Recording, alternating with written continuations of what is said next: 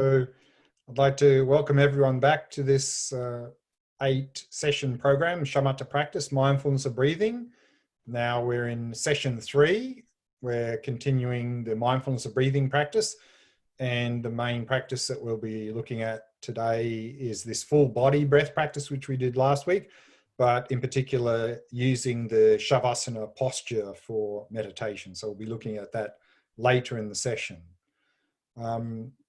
So let's begin first by setting the motivation. So we can each do that individually, and then we'll begin the session.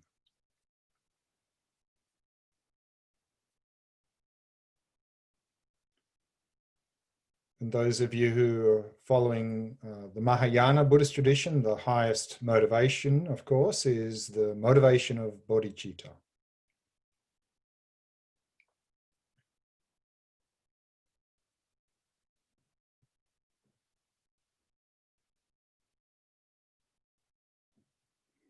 So let's have a look at what we'll be covering in this evening's session.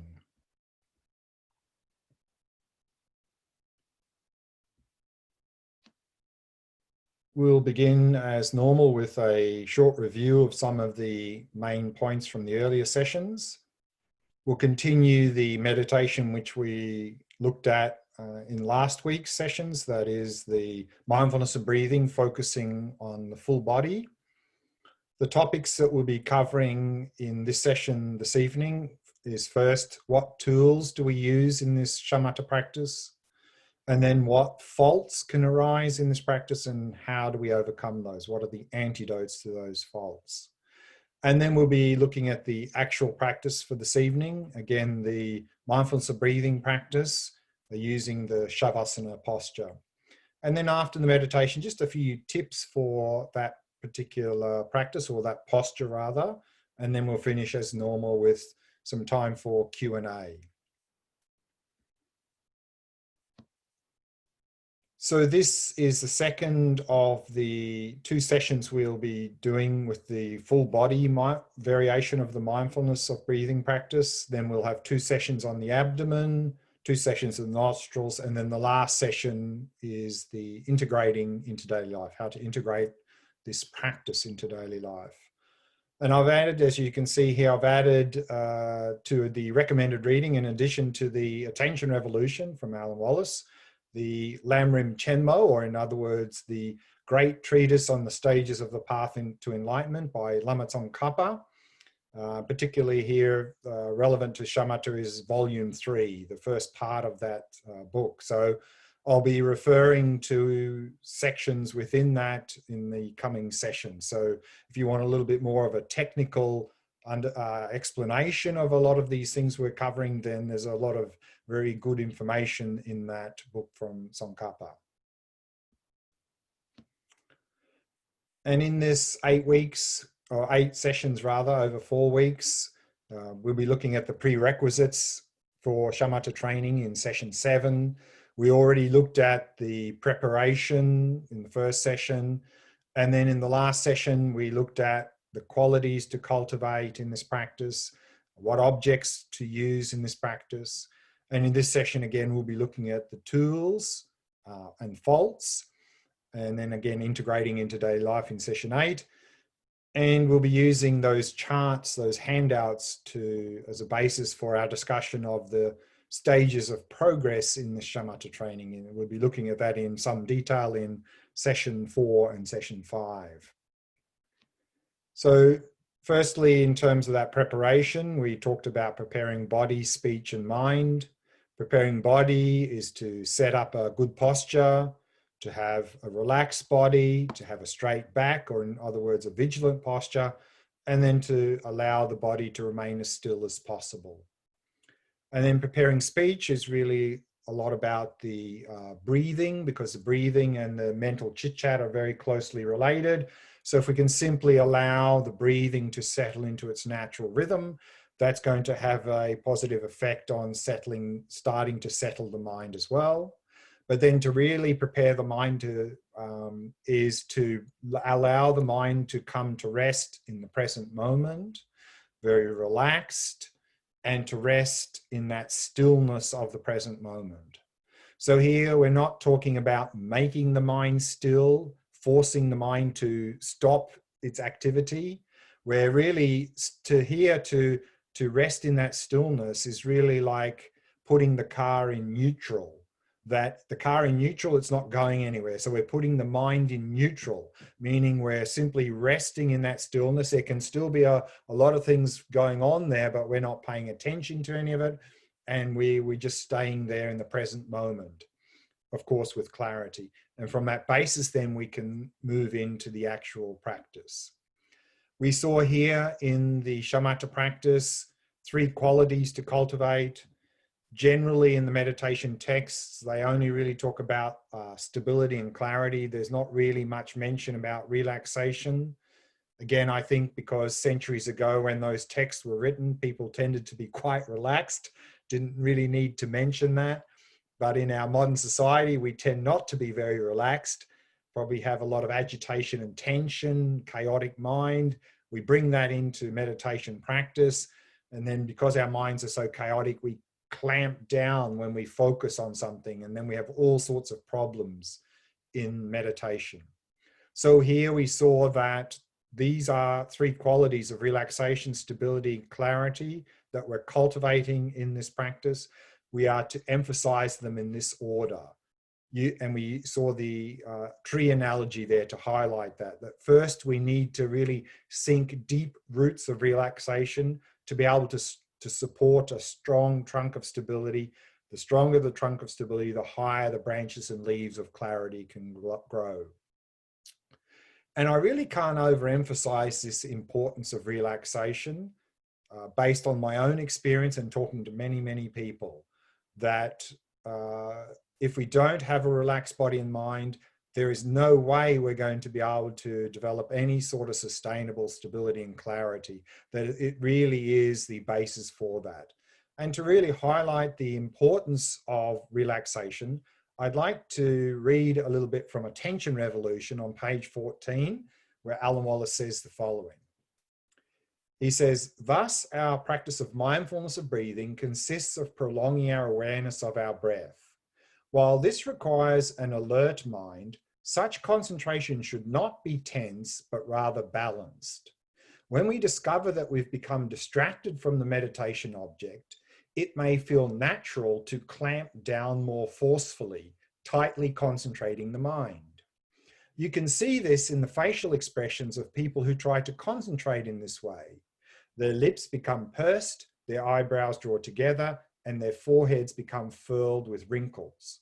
They're becoming concentrated, but like orange juice, most of the fluidity is being drained from their minds. If you want to concentrate for a short time and don't mind the side effects of tension and fatigue, you can follow the above strategy. But if you want to follow the path of shamatha, you'll need an alternative. I had to discover this fact through experience. During my first extended shamatha retreat, I was filled with enthusiasm. I wanted to take full advantage of the rare opportunity that was before me, for I was meditating in India under the guidance of the Dalai Lama. I had no financial worries and my material needs were easily met. All I had to do was put the instructions into practice. I threw myself into this training with all my might. Each morning I would rise at 3:30, except once I slept in until 3:45 and got upset with myself for slacking off. Enthusiastic I was, but so uptight. The Tibetan manuals on shamatha meditation that I had studied over the years stated that the type of attention needed when one began such practice was, quote, highly focused. So I tried as hard as I could to keep my mind from wandering. Within a matter of a few weeks, devoting many hours each day to meditation, I could sustain my attention on my chosen object for up to half an hour. I was elated by making such fast progress. As the weeks went by, however, I found myself becoming more and more fatigued. I was draining myself both physically and mentally. My joy in the practice was diminishing accordingly, and I felt my attention was not developing any further. What was wrong? I was trying too hard. The cultivation of shamatha involves balancing the mind, and that includes balancing the effort exerted in the practice with relaxation. I think this points to a cultural difference between traditional Tibetans living in the highlands of Tibet and modern people leading fast-paced lives. Their senses constantly bombarded by telephones, email, the media, and noise. Years of such existence conditioned the nervous system and mind in ways that might have been considered torture in rural Tibet. One traditional Tibetan doctor whom I know once commented on people living in the West. So now he's quoting the Tibetan doctor who says, "From the perspective of Tibetan medicine, you are all suffering from nervous disorders. But given how ill you are coping remarkably well." And then he goes on to say, "Whether we dwell in Boston, Buenos Aires, Berlin, or Beijing, our minds are conditioned to be more high-strung and engaged in compulsive thinking than the minds of Tibetan nomads and farmers living a century ago. So when Tibetan meditation manuals advise beginners to focus their attention firmly, the instructions are aimed at a very different reader than the average city dweller in the 21st century. Before we can develop attentional stability, we first need to learn to relax." And so again, I can't overemphasize this point enough based on my own experience and talking to many, many people. Relax, relax, relax, relax. And then in terms of objects, we saw that quoting from the great Indian master Sangha from the 5th century, Tsongkhapa in the 14th century, Alan Wallace, all basically saying that if you have a highly discursive mind, then definitely you need to focus on the breath. And so that accounts for most of us in the modern world. So mindfulness of breathing is probably the most widely emphasized object in Buddhist traditions. And here in this program, we're looking at 3 variations of that practice. The first one, which we looked at last week and will continue now, is the full body practice. That is to simply observe sensations of the breath or sensations anywhere in the body that are associated with the breathing. Then we'll move to looking focusing in the area of the abdomen, and then lastly focusing on the nostrils in the later sessions. And then Alan Wallace also recommends 2 other objects, observing the mind and resting in awareness. And we saw each one of those have also their own benefits. We also saw that particularly in the Lam Rim Chenmo, the Lam Rim system of practice, very much emphasized to use a mental image of a Buddha for shamatha practice. Also has its own unique benefits, but I think for many of us who've tried that, quite difficult to focus on that, quite a complex visualization. And so let's go now to the meditation, continue the meditation we began last session. So that is the mindfulness of breathing, full body. So we're focusing on sensations, tactile sensations throughout the body, any tactile sensations in the body connected, associated with the in and out flow of the breath. Again, the emphasis here is one of relaxation. So let's do that practice now.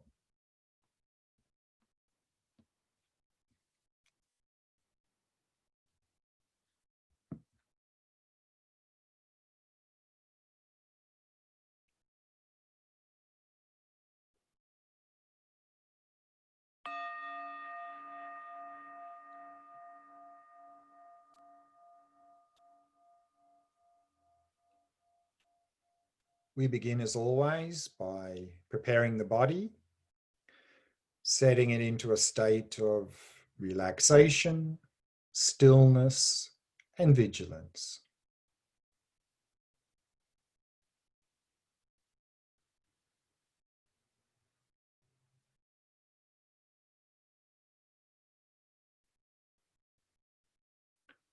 And using the out breath to relax and release any tightness or tension in any part of the body.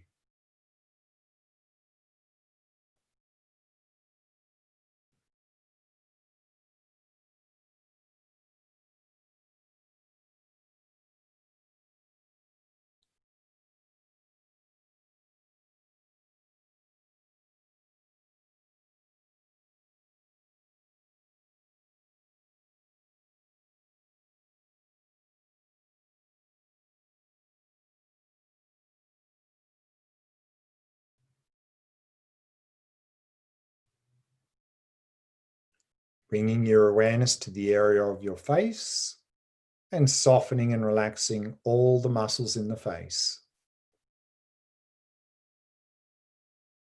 Mouth and jaw soft and relaxed. And all the muscles around the eyes soft and relaxed.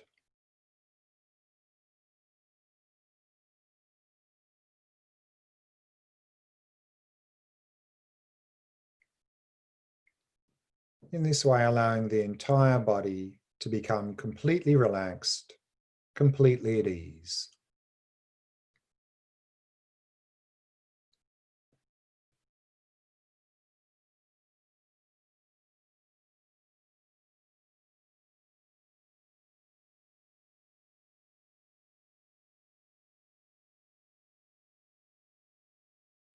And relaxing more deeply with each out-breath.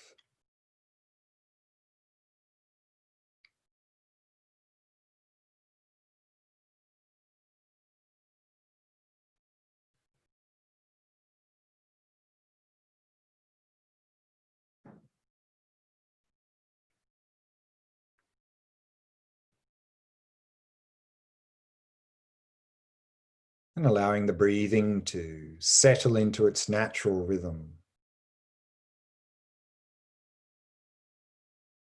Not trying to control or regulate the breath in any way. Simply allowing it to flow naturally and effortlessly.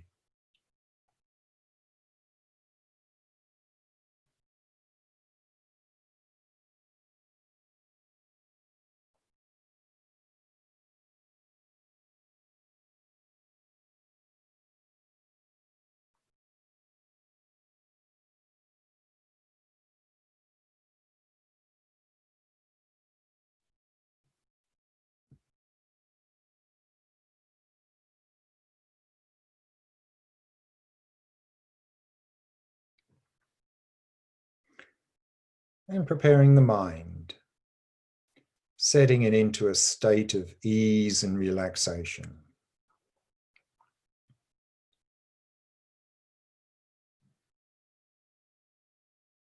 Simply allowing it to come to rest in the present moment.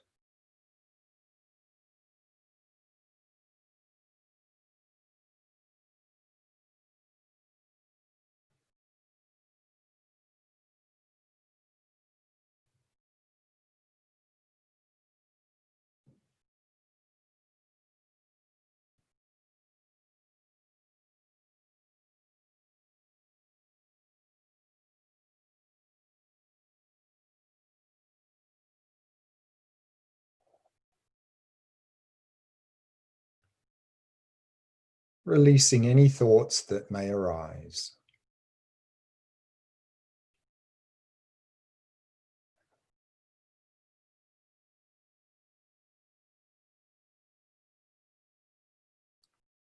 Remaining in that stillness.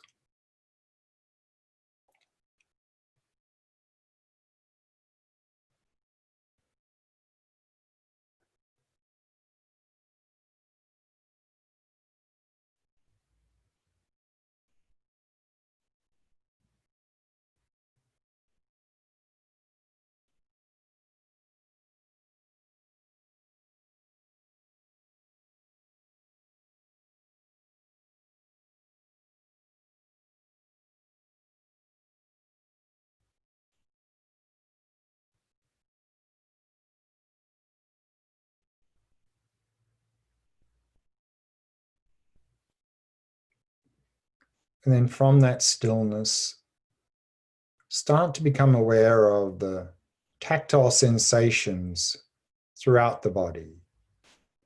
Any sensations associated or connected with the in and out flow of the breath.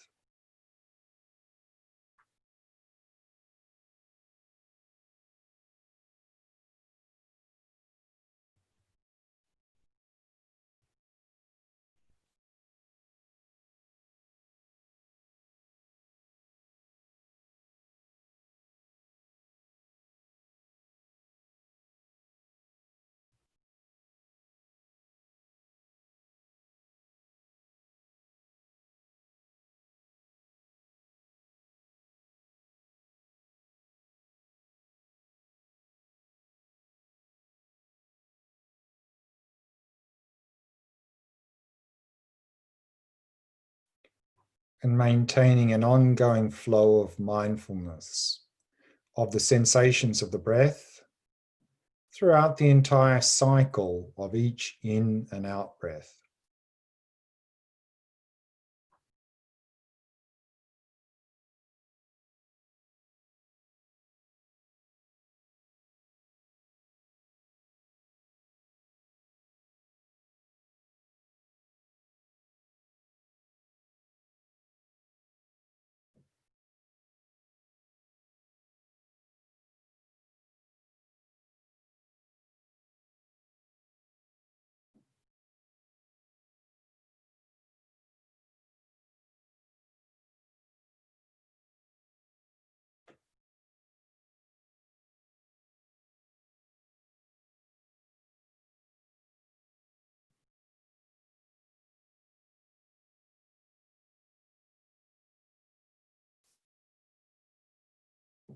And in this practice, the emphasis is on relaxation.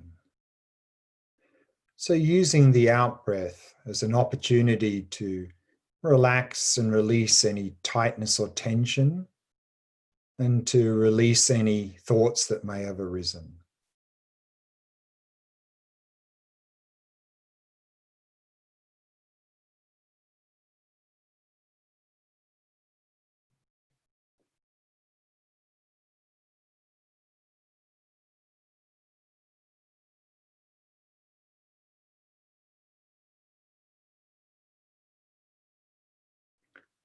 Relaxing more deeply, but not allowing yourself to simply sink into dullness or drowsiness. Maintaining whatever level of clarity you began with.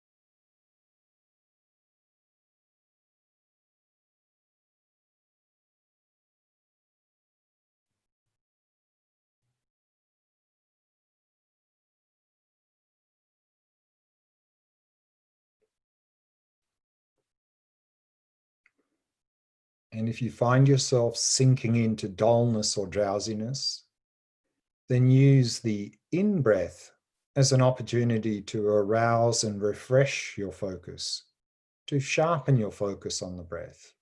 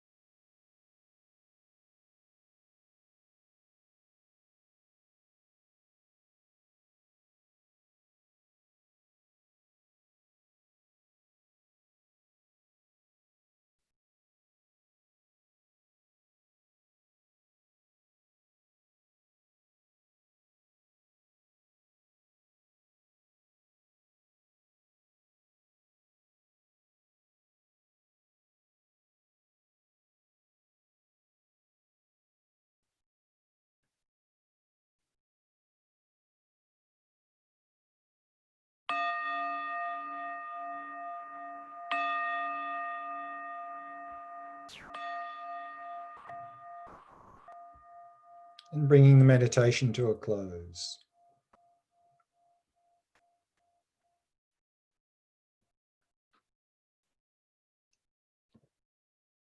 So let's go to the first topic for this evening session. So tools. What tools do we use in this shamatha practice?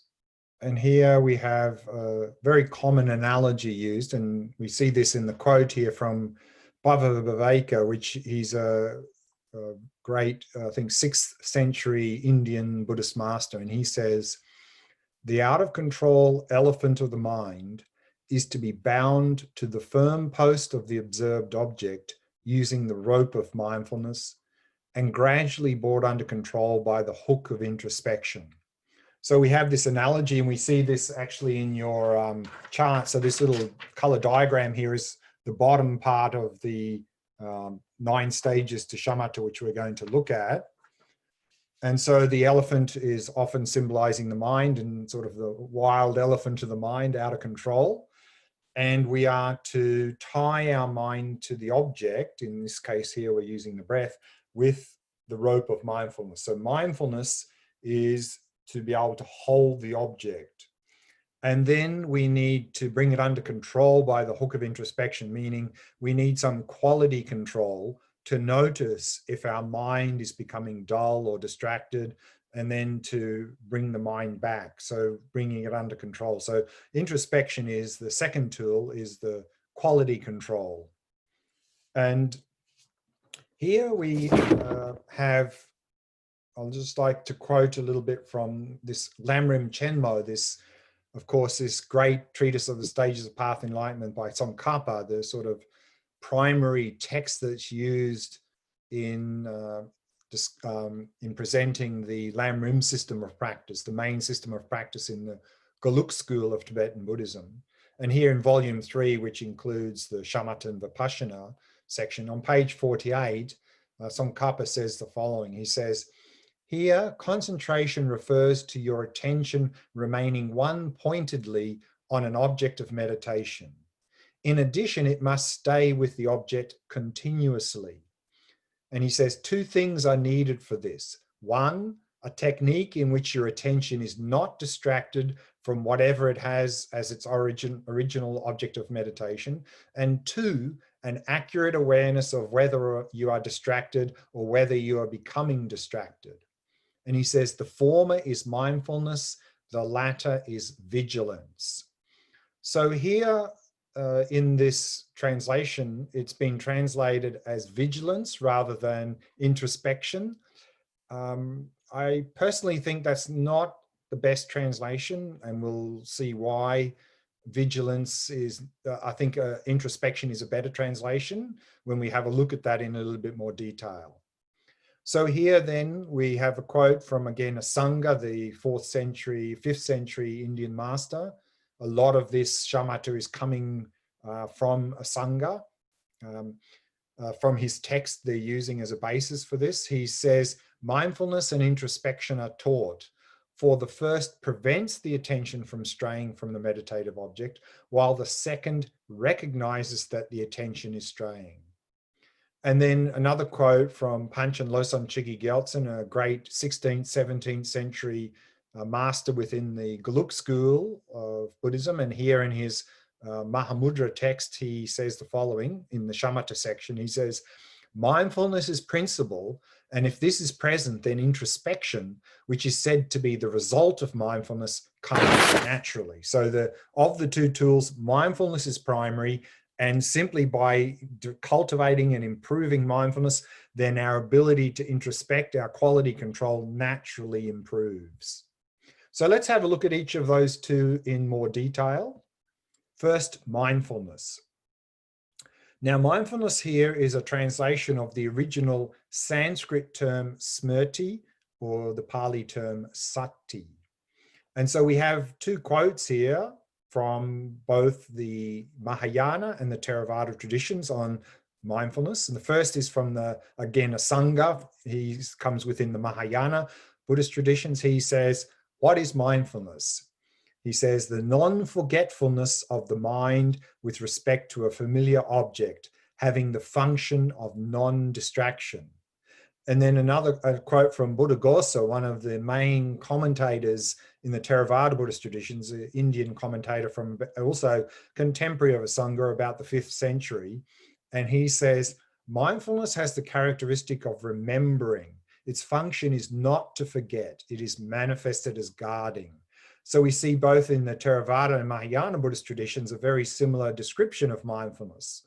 And in fact, both the original Sanskrit term smrti and the Pali term sati literally mean memory, to remember. So mindfulness is our ability to remember the object, to not forget the object.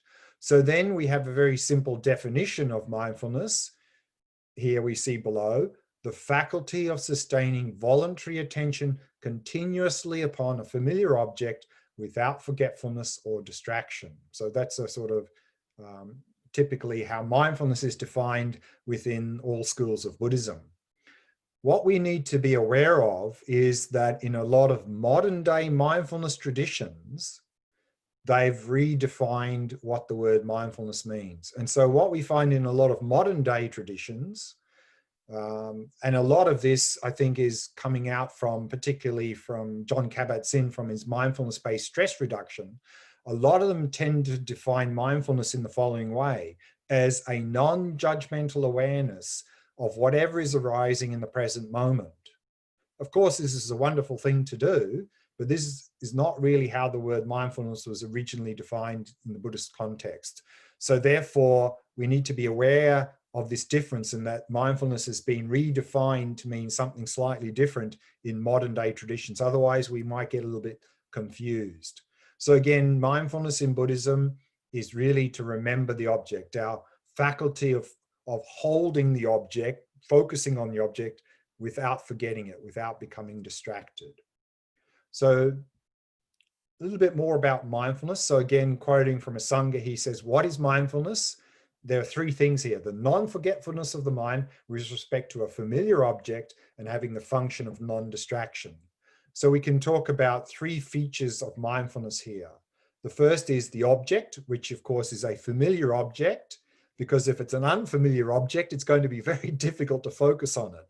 And I think that's why often also many people find focusing on it, for example, a mental image of a Buddha, quite challenging, because it's not a very familiar object to us in the modern world. Whereas the breath is something very familiar to us. It's there all the time. We know it very well. So it's have a familiar object. And then the subjective aspect is how we are attending to that object. And here we're simply attending to it in terms of not forgetting it. So in shamatha, we're not attending to things by investigating, analyzing why, what. We're not doing any investigation on the object. We're simply, the subjective aspect is to remember it, to simply not forget the object.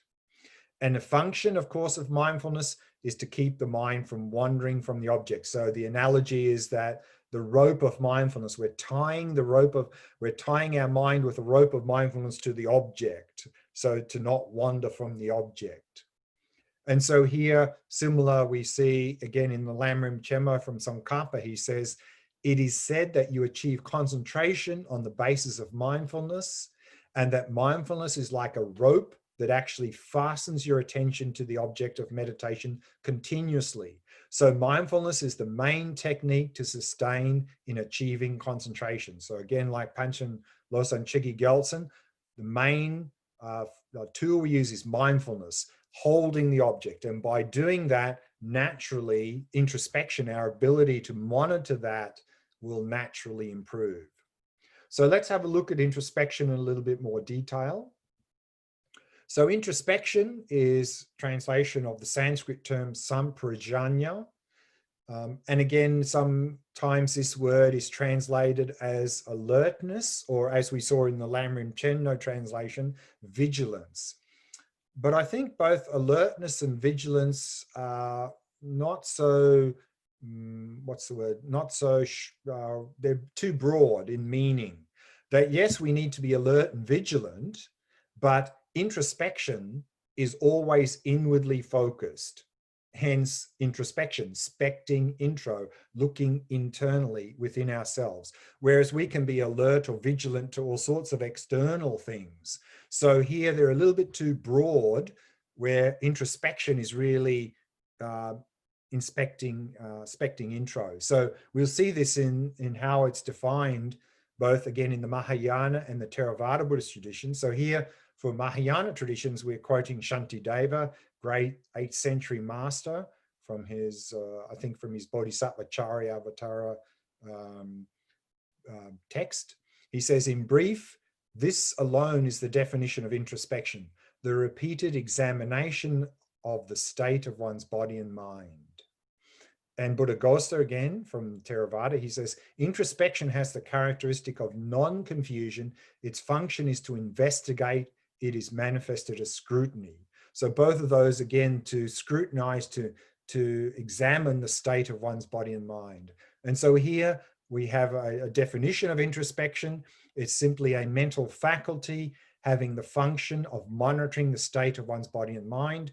And here, particularly in practice of shamatha, it says its principal function is to note the occurrence of laxity and excitation. So of course, also we use introspection to monitor the body. You know, is our posture still good? Are we sort of hunching over and we tighten the body and so forth? So that's also within introspection. But the main function of introspection is to notice if our mind is becoming dull or distracted. Here, laxity and excitation. So these are the two main tools we use, and we see that again in that chart. We saw that down the bottom there, we have that the meditator in their left hand was the rope, in the right hand the hook of introspection, the rope of mindfulness. And so now if we go to the fourth, the second main topic for this evening session is faults. What sorts of faults can arise in shamatha training, and how do we overcome those faults? So again here, quoting from Panchen Losang Chökyi Gyaltsen, the shamatha section of his Mahamudra text, he says, shamatha is attained by progressing through the 9 stages, relying on the 8 antidotes to abandon the 5 faults. And so here we have this color diagram of this 9-stage model that we're going to look at in the next session, the next 2 sessions in quite some detail. So let's have a look at these 5 faults and the 8 antidotes to apply to these 5 faults. So the first fault is laziness. And so like everything in our life, if we see no benefit in some sort of activity, we're going to be very lazy when it comes to doing it. Similarly here with this shamatha practice, if we don't really appreciate the benefits of the shamatha practice, we're going to be very lazy when it comes to doing it. So here we find there are 4 antidotes for laziness, and each antidote builds on the earlier one. So the first antidote is faith. And so faith here means to reflect on the benefits of shamatha practice, to understand that this shamatha practice is going to bring us a lot of benefits, and thereby have faith in shamatha, the faith that this shamatha practice is really going to benefit us a lot. And then the more faith we have that shamatha will really benefit us, the more we'll have the second antidote, aspiration. The more we will aspire to do the practice. And the more we aspire to do the practice, the more enthusiasm and effort we'll actually put into the practice. And then the more enthusiasm and effort we put into the practice, the more we'll have what's called pliancy. Pliancy here means flexibility or serviceability of body and mind. And we'll talk more about pliancy in a later session, but very briefly, now our body and mind are not very flexible or serviceable. We have a lot of heaviness in the body. We have a lot of resistance in the mind to doing things. And so that is not very flexible or serviceable. And so that will change. We'll become more pliant the further we go into shamatha practice. We'll talk more about that in detail later. So I'd like to then go back to the Lamrim Chenmo here, Tsongkhapa's text, to look at what he says about how to stop laziness. So this is on page 33 of the text. So let's go to page 33. scroll up a little bit.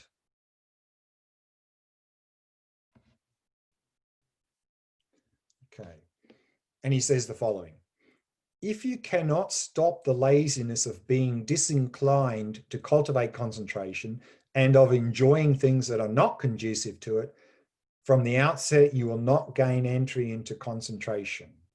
Even if you do attain it once, you'll be unable to sustain it, so it will quickly deteriorate. Therefore, it is most crucial to stop laziness in the beginning. When you attain pliancy, in which your mind and body are full of delight and bliss, you will stop laziness inasmuch as you'll be able to cultivate virtue all day and night without weariness. To develop this pliancy, you must be able to have continuous enthusiasm for the concentration that causes pliancy. To develop this, so he's going backwards in the antidotes. He says, to develop this enthusiasm, you need a continuous, intense yearning that is intent on concentration. As a cause for this yearning, you need steadfast confidence in and fascination for the good qualities of concentration. So to start with, cultivate again and again a confidence that is aware of the good qualities of concentration. When you see this process in practice, you will understand this most vital point with the clearest sense of certainty. So very important to really appreciate and reflect on the benefits of the practice. And we looked at some of those in the first session, and we'll come back to them a little bit in a little bit of a later session. So that is the first fault and how to overcome laziness. Then the second fault here is forgetfulness. And forgetfulness can either be forgetting the instructions or forgetting the object. And so the antidote, of course, is mindfulness. Mindfulness is to remember the instructions and to remember the object. So we've just looked at that now. And so now the next is the two main imbalances once we actually enter into the practice, and that is laxity and excitation.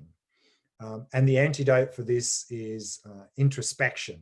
And then we'll look at what is non-application and the antidote of application and over-application equanimity. So let's go to laxity and excitation now. So remember, introspection is quality control. Introspection's job is to notice if laxity or excitation are arising.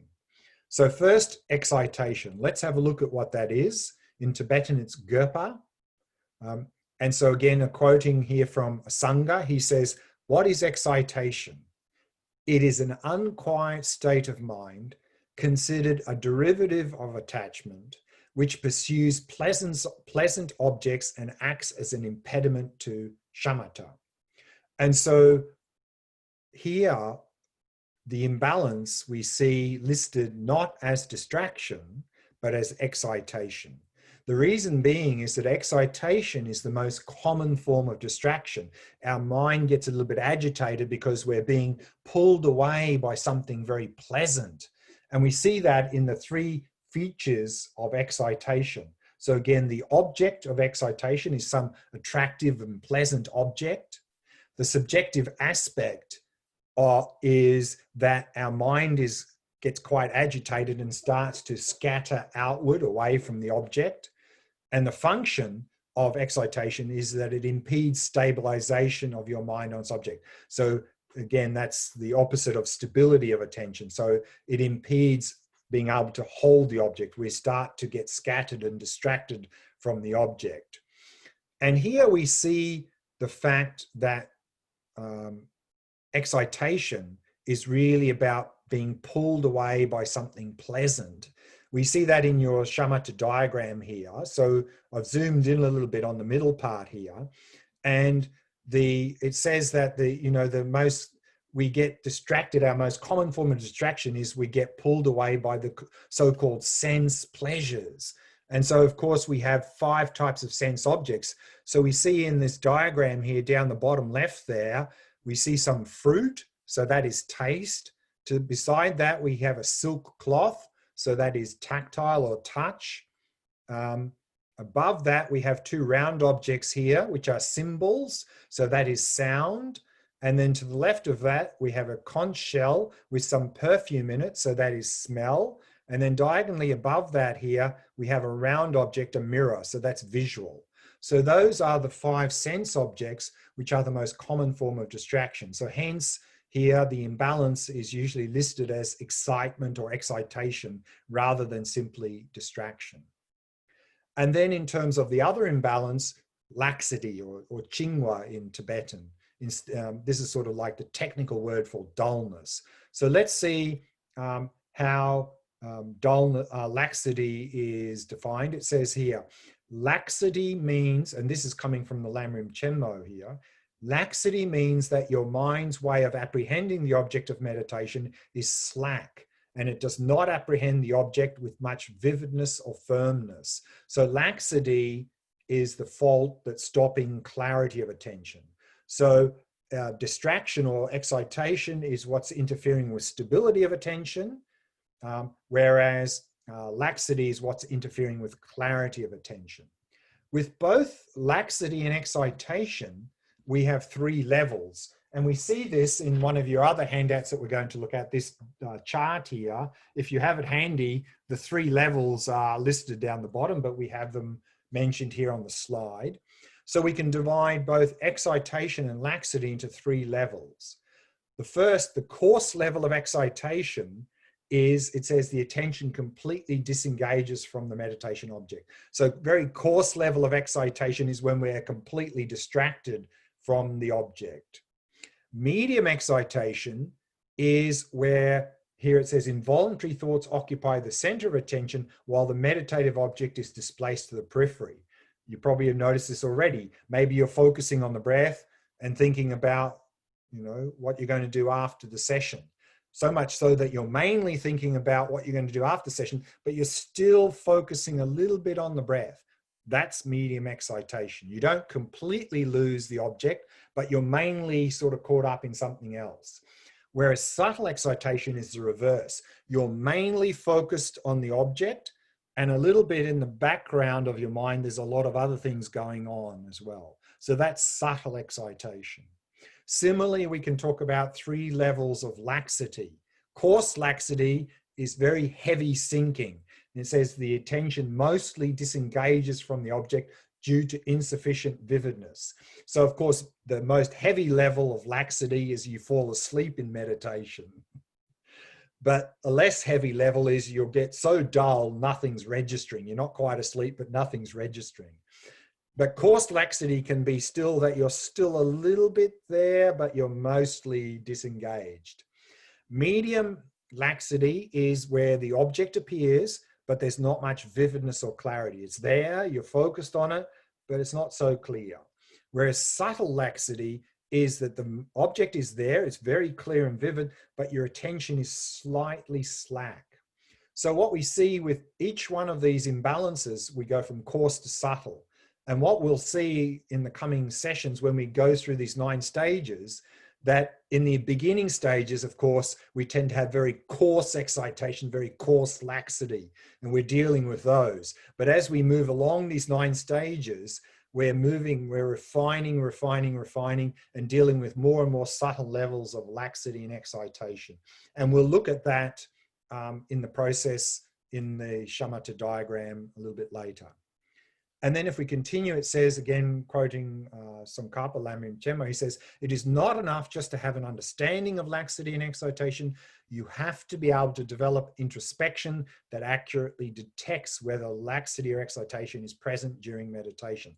So again, we have to keep improving quality control to pick up more and more subtle levels of excitation and laxity. So how to remedy? So first, how to remedy excitation.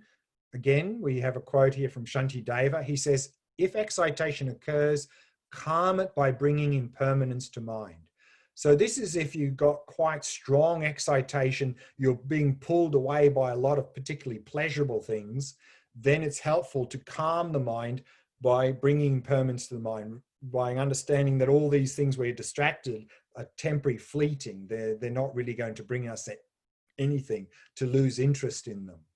But it says here, again in Lamrim Chenmo, for excitation that is not so dominant, if we're just a little bit agitated, a little bit distracted, he says, draw in the scattered attention and fix your attention upon the object of meditation. So we've become scattered, we bring it back. And so here we have 3 key words that can be helpful as a beginner to remind us of what to do. That is, first, relax, because often when we get a bit excitation or a bit distracted, we're already a little bit tense, and we tend to get frustrated when we get. So the first thing to do when we notice we're a bit of excitation or distraction, relax body and mind, and then release, let go of the distraction, and very gently return to the breath. So relax, release, return every time we get distracted. So that can be helpful to remind us what to do, particularly as a beginner, while we're learning how to remedy things like excitation and distraction. And then how to remedy laxity. And again, Shantideva, quoting Shantideva, he says, if your mind becomes slack, inspire by cultivating delight. So again, if you have quite heavy laxity and dullness, then we need to uplift the mind, inspire it.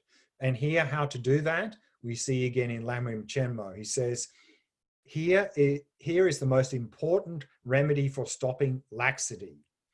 When you reflect on the benefits of bodhicitta and the great significance of attaining leisure means having this life full of leisure and opportunity. By reflecting on these, it should have a bracing effect on your mind, that we don't want to waste our life in all of these meaningless distractions. But to be able to do that, he says, this depends on your having had experience with discerning analytical meditation on these beneficial topics. And we'll talk about this a little bit in a later session, that if we don't do these so-called preliminary practices, such as reflecting on precious human life and death and so forth, then we just really get caught up in distraction. And I'll talk more about that later. But also he says, if the laxity is very slight and occurs only infrequently, then he says, basically just tighten your apprehension on the object and continue meditating.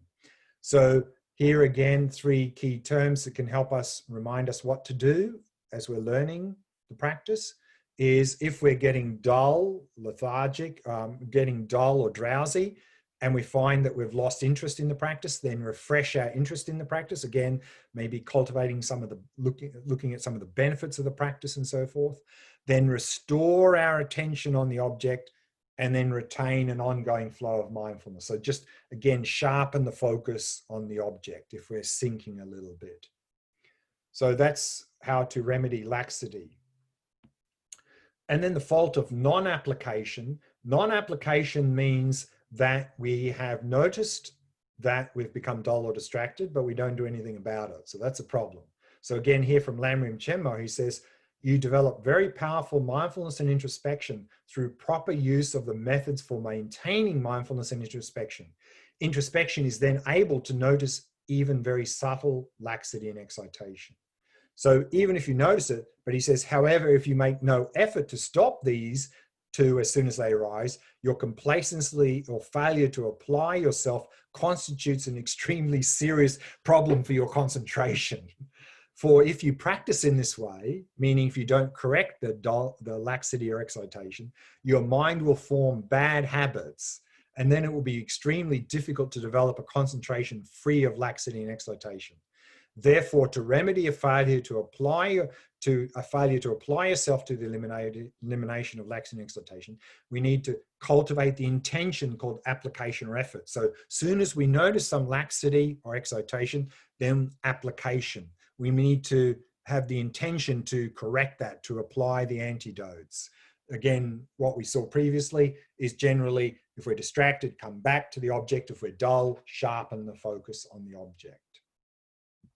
And then the last fault is the fault of over-application.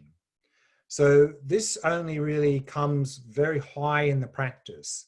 And it says here, what it means is, again, quoting Lamrim Chenmo, by continuing to meditate after eliminating even subtle laxity and excitation, your mind will enter a state of equipoise. Equipoise just means balance, that is free from the imbalances of either laxity or excitation.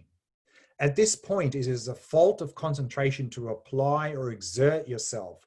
So cultivate equanimity as a remedy for this. And here he says, this entails relaxing the effort, but not sacrificing the intensity of the way you apprehend the object.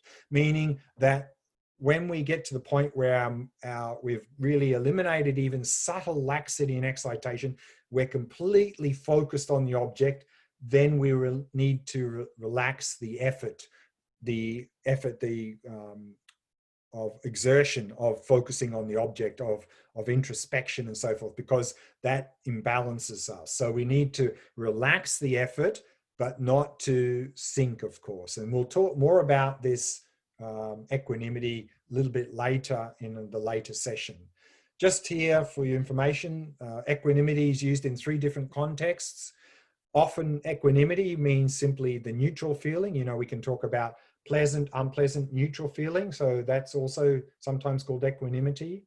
And then, of course, equanimity is one of the 4 immeasurables. So that's equanimity there. And then we have equanimity here with respect to application. So there are 3 different uses of the word equanimity. They all sort of mean balance, but they're used in a different way in each of those 3 contexts. So not to confuse them and think there's only one usage of the word equanimity. So that brings us to the actual practice now. So we're going to do the same practice we've been doing. That is the mindfulness of breathing, focusing on full body. So just noticing sensations anywhere in the body connected with the breath. But here we're going to do this together with the shavasana posture. That is the corpse posture, lying flat on your back, because that is particularly conducive, of course, for relaxation. So let's have a look here what Alan Wallace says in Attention Revolution. He says, although Buddhism generally encourages cross-legged meditation, the Buddha encouraged his followers to practice in any of 4 postures of walking, standing, sitting, and lying down. Any of these positions is perfectly suitable. If you tend toward excitation, you may find lying down especially helpful for releasing the tightness and restlessness of the body and mind. But if you're more prone to laxity, you may simply fall asleep whenever you lie down. So it may be necessary for you to be upright when meditating. And so this shavasana posture can be used in a number of cases. One is that it's very conducive for relaxation. So if we're the sort of person who's very agitated and tense, and you find you can't release the tension in the body, then shavasana posture may be just the right posture for you to meditate. So we can even have that as our normal meditation posture if we're normally very tense and agitated. But if we're, as Alan Wallace says, if we tend to be the person who's tends to be more dull than agitated, then if we use our shavasana posture, we'll probably just fall asleep when we meditate. So therefore, we probably have to sit upright. But also the shavasana posture can be very helpful if we are tired and fatigued, we're sick or injured, and we still want to meditate, and we find sitting upright is too difficult. Then we can use shavasana posture. I use it quite a lot in a retreat setting towards the end of the day, when maybe a little bit tired. Then I use the shavasana posture for the latter part of the day for meditation sessions. And we can use the shavasana posture as a transition for sleep as well. And we'll look at that also a little bit later. So let's now do the practice. So hopefully you've got somewhere nearby where you can lie down, either a bed or a cushion or something, to do this practice. So I'll just explain the practice and then we'll go into the meditation. So the shavasana, the posture, is we are simply lying flat on our back, the feet slightly apart, the arms are slightly away from the body, and the palms facing upwards.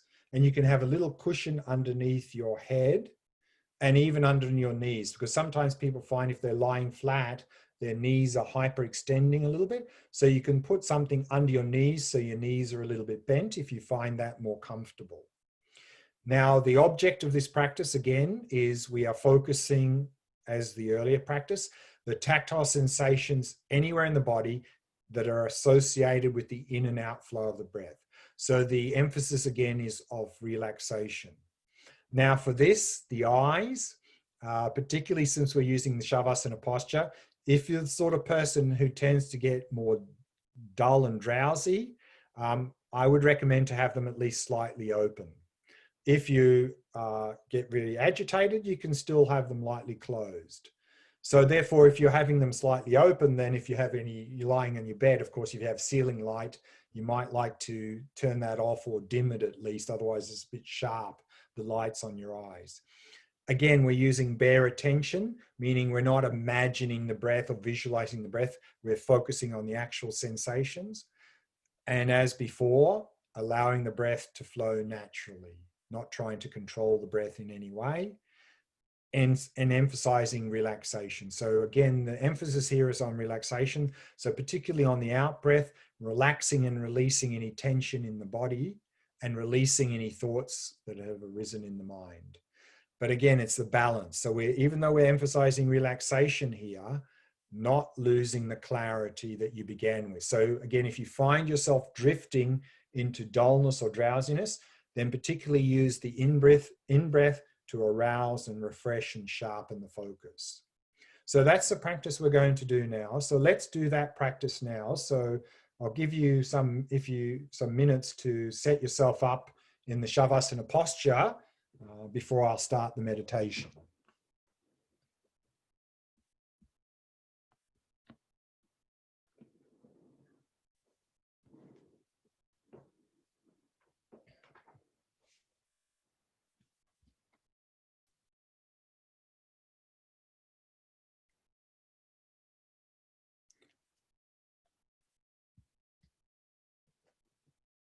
And as you're settling into the postures, again, we're lying simply flat on our back, the feet slightly apart, the arms slightly away from the body, and the palms facing upwards. And for this, particularly helpful to have a dimly lit room, or soften the lights at least, because otherwise the ceiling light might be a little bit intense.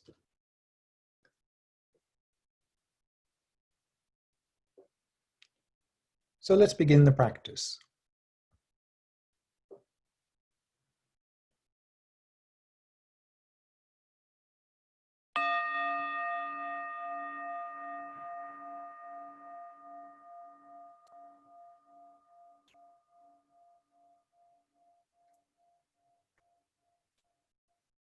As an act of loving kindness for yourself, allow your awareness to descend into the body.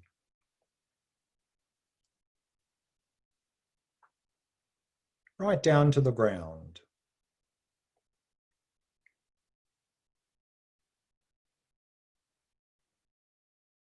And simply becoming aware of the sensations of where your body is touching the cushion or the floor.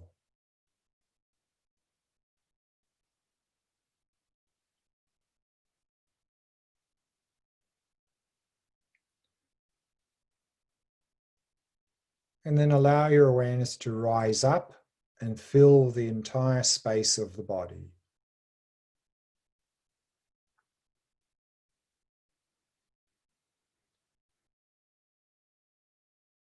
And simply becoming aware of sensations throughout the body.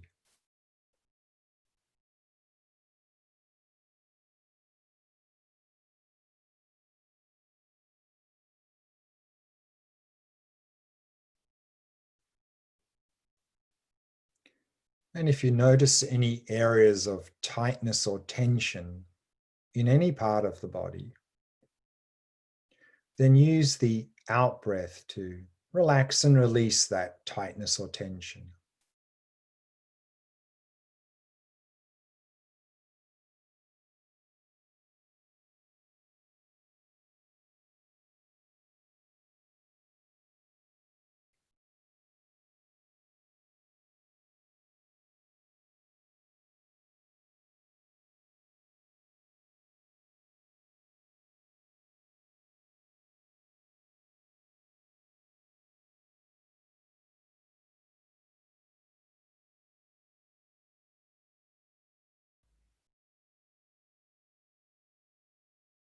Bringing your awareness to the area of the face and softening and relaxing all the muscles in the face.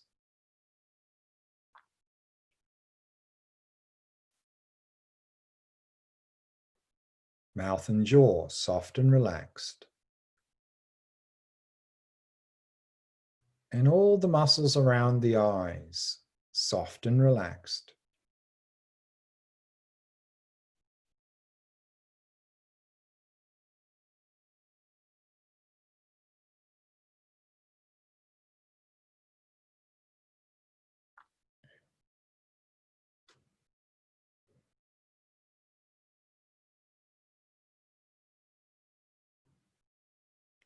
And in this way, allowing the entire body to become completely relaxed, completely at ease.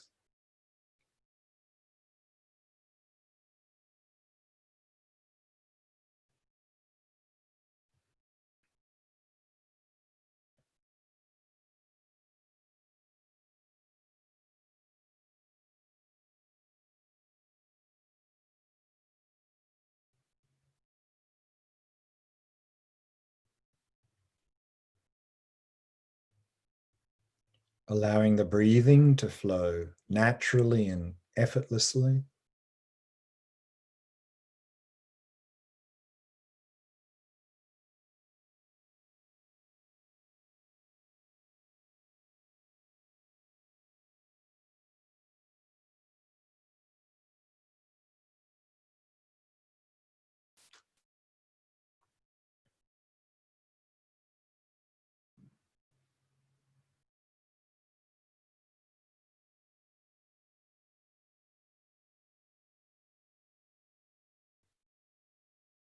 And with each out breath, letting go of any thoughts that may have arisen, happily releasing them.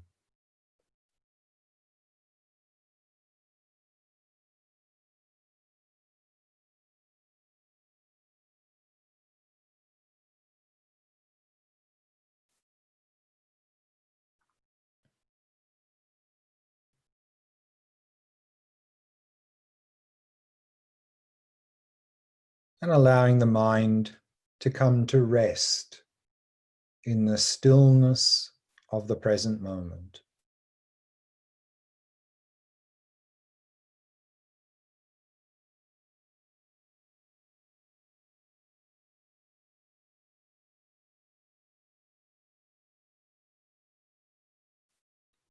Relaxed, still, and clear.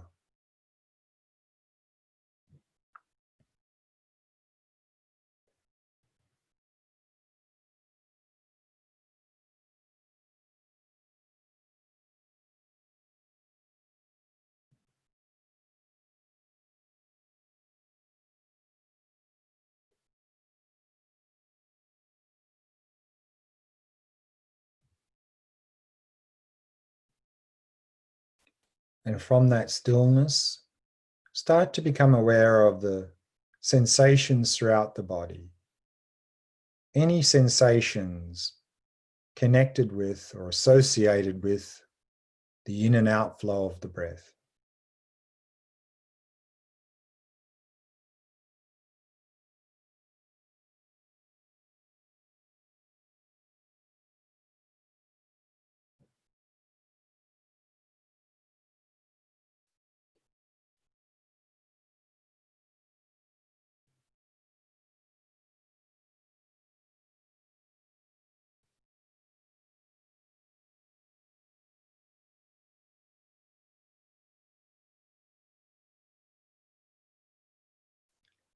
And maintaining an ongoing flow of mindfulness of the sensations of the breath throughout the entire cycle of each in and out breath.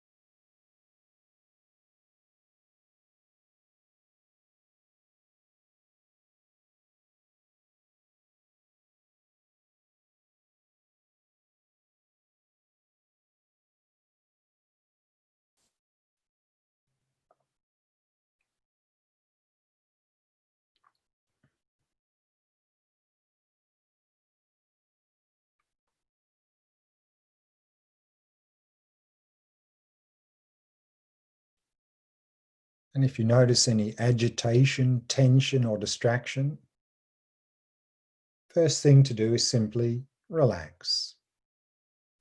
Then release any distractions and very gently return to the breath.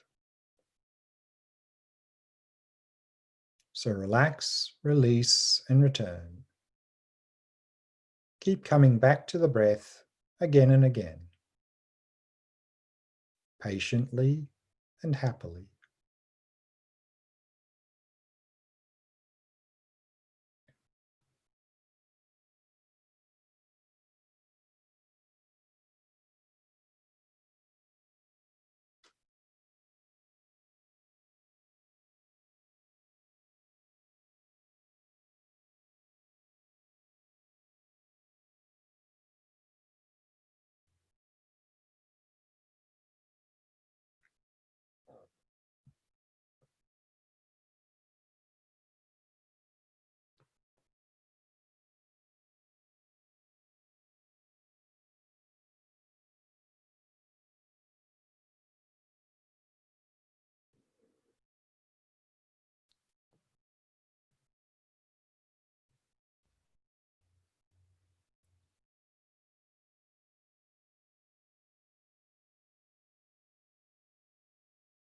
And if you find yourself falling into any dullness or drowsiness, then use the in-breath as an opportunity to arouse and refresh your focus, to sharpen your focus on the breath.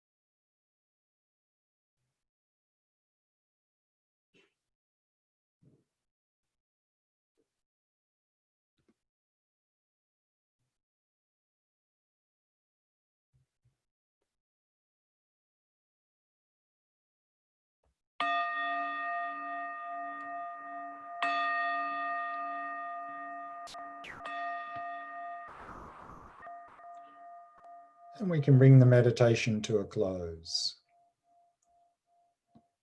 Now, a good way to get up from the shavasana posture is to first bend the left knee and then roll over onto your right side. And then when you're ready, use your hands to help push yourself into a seated upright position. So that's a good way to transition from shavasana posture rather than just abruptly sitting up. So just a couple of tips for the practice, and then we've got a little bit of time for Q&A. As I mentioned earlier, adjust lighting, particularly if you have strong ceiling lights. I mean, personally, I like to have complete dark. But if you're also a person gets very dull very easy, maybe a completely dark room is not a good idea. So adjust the lighting to suit your own disposition. You can use a little bit, cover yourself with a shawl or blanket if it's a bit cold. Again, have a little cushion under your head, even a cushion under the knees to bend the knees if they're hyperextending. Palms facing upwards when you have your arms to the side of the body. That helps to open the shoulders, so that's good. And as I just mentioned, how to arise from the shavasana posture is a good way to get up. Also, to only use this posture for meditation. Now, if you've never done this sort of meditation in this posture, you probably find that when you do this, you probably get very drowsy and even fall asleep. Because now we have a mental association that means when the body is horizontal, that's sleep time. Whereas if we use this particular posture for meditation, then if we keep doing that, we'll start to build up a mental association that this particular horizontal posture doesn't mean sleep, it means meditate. And then we can actually find ourselves be able to meditate without drifting into dullness or drowsiness. When to use this posture? When we're extremely agitated, we can't relax. When the body is tired and we want to continue to meditate. And for some people, we can even use this as a normal posture if we're the sort of person who's really highly strung, very agitated, very tense, and we find we can't really relax sitting upright. Then use this posture as your normal one. And then use as a transition to sleep. How to use as a transition to sleep is that at the end of the day, often if we've had a very hectic, busy day, maybe still a lot of agitation and stress in the body, a lot of things churning over in our mind, we go to bed, we're toss, turn, and we can't get to sleep. So therefore, when you go to bed, go into the shavasana posture, do this meditation practice, relaxing and releasing any tension on the out breath, releasing any thoughts on the out breath. And when you start to get mentally drowsy, you mentally note meditation is now finished, and then you physically move out of this posture into whatever posture you use for sleep. So we can really, an effective tool for using for a transition to sleep. So that's all I wanted to cover. We've still got maybe 5 or 10 minutes to go. So if there's any questions, then Miffy's going to, I think, present those now. So we got any questions, Miffy? Not yet. Not yet. No. Wow. Not a one. That's I'm not easy for sure me. if everybody's accidentally fallen asleep on the floor. That's probably what happened. Everyone fell asleep in the shavasana meditation, so no one to ask any questions. I had a question. I mean, it's not really a question, but just when you're talking about the 3 different levels of, say, distraction or laxity, the coarse and middling. So the extremely coarse being, say, falling asleep, that doesn't even figure in that scale, does it? Well, yeah, it's beyond the scale. Right. It's off the scale. There's not much that I can console myself about then. Actually, no, but actually I got a story about that. Is some years now ago, I was following a Mahamudra program from a great Mahamudra teacher, Tai Situ Rinpoche in the Kagyu tradition. And he used to lead guided meditations as part of the thing. And we used to have like 300 people in the room. And, you know, there were particularly a lot of Asians as well, but he would be guiding meditation. And then, you know, and then often people would be going like this. I'll try and mimic it. You know, the head dropping down and up. And he commented on more than one occasion at the end of a guided meditation, he says, I'm very happy to see this, he says, because at least I know you're not tense. Okay, and we're trying to stay awake. So Yeah, I mean, really, as I mentioned earlier, the relaxation, I mean, the tension, uh, I think for beginners, one of the main problems we have so much difficulty in meditation is we're simply too tight, we're too tense, we're trying too hard. Because that's the way we work in daily life, that if we want to achieve something, we need to put a lot of effort, we need to push hard, you know.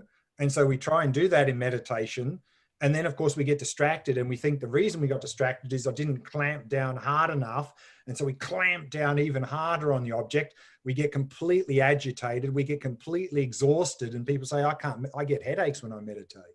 I mean, we're just way too tight, way too tense.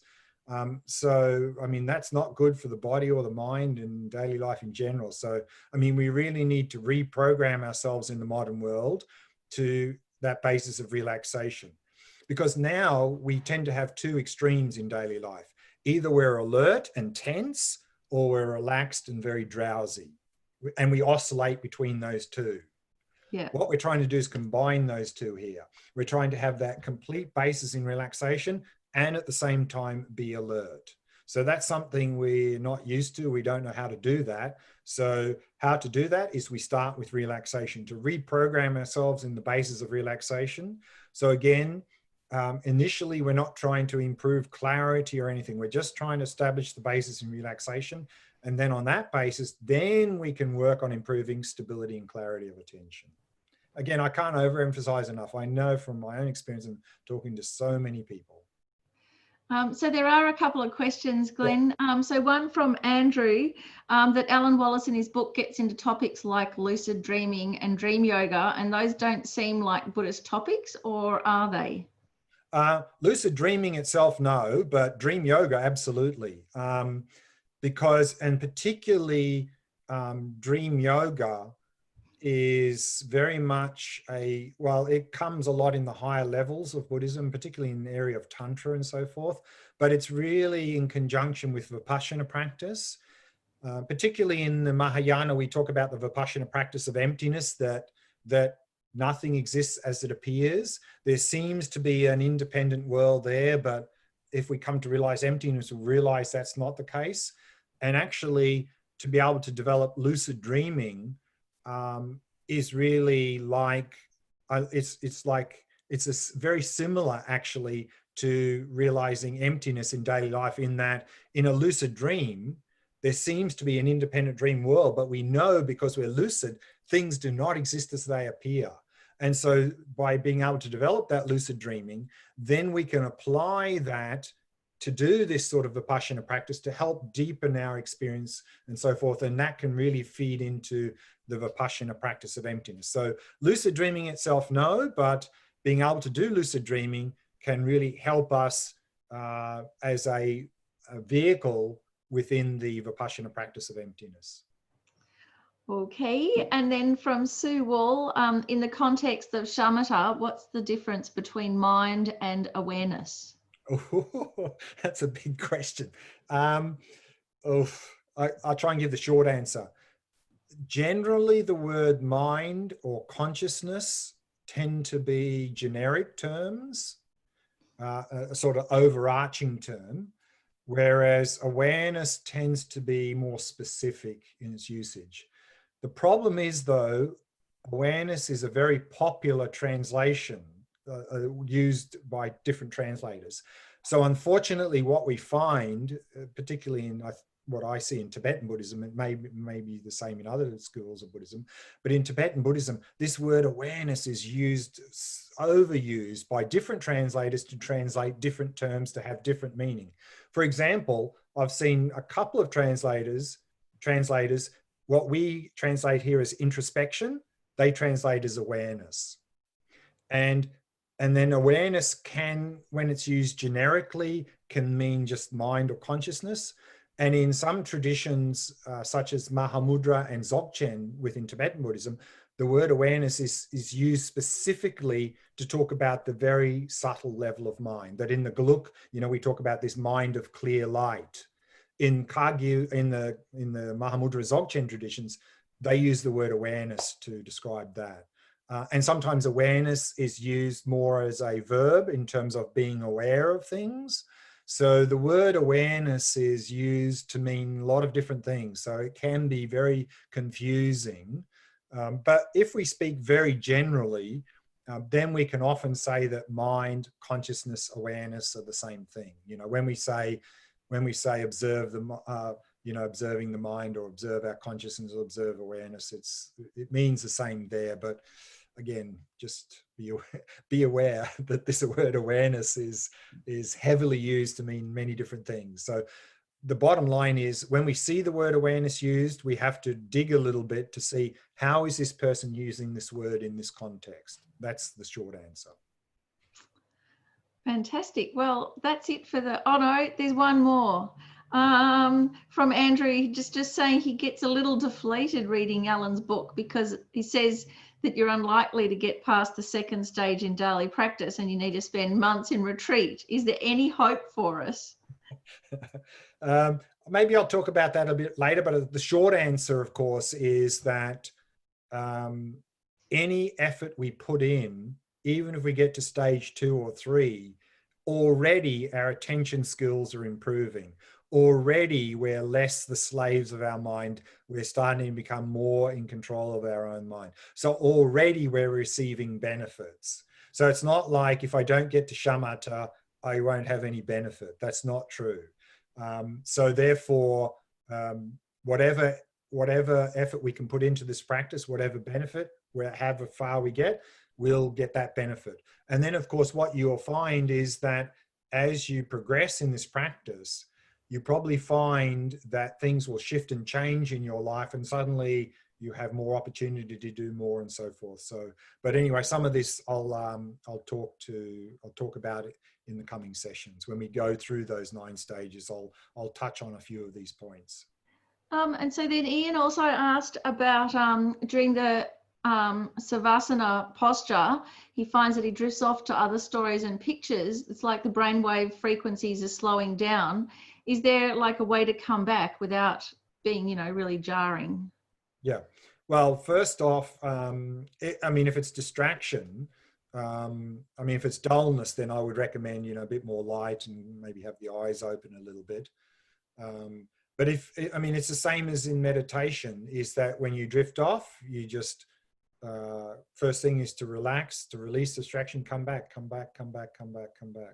It's just come back. And again, if we've not meditated using the shavasana posture before, then we don't have that mental association. In fact, we probably have a very strong mental association that horizontal body means either sleep or daydream. And so that's what's going to happen. No? So all we've got to do is reprogram ourselves, and that'll take time. So be kind to yourself, be patient and persistent, and then it'll change. Fantastic. So that little mantra of relax, is it relax, release, refocus? Relax, release, return. Yeah. Return. Relax, release, return. Brilliant. Keep coming back patiently and happily. I mean, not these unrealistic expectations, and I'll talk more about that in tomorrow's session when we start to look at these 9 stages. So that's one. Yeah. Anyway, that'll come tomorrow. Okay. So let's leave it there. So again, let's just a few moments, sit quietly and dedicate all of our efforts from this evening's session. And then you can dedicate according to the motivation you set at the beginning of the session.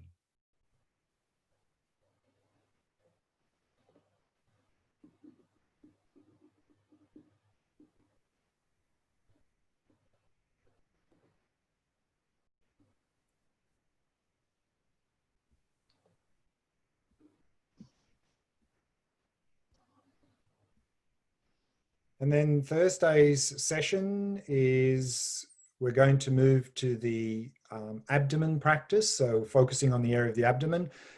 And as already mentioned, we'll also in that session start to look at the 9 stages to shamatha. So if you have printed a copy of this one and this one here, these two, or even the 3 handouts, if you have those handy, because then you can scratch right on them and so forth as well.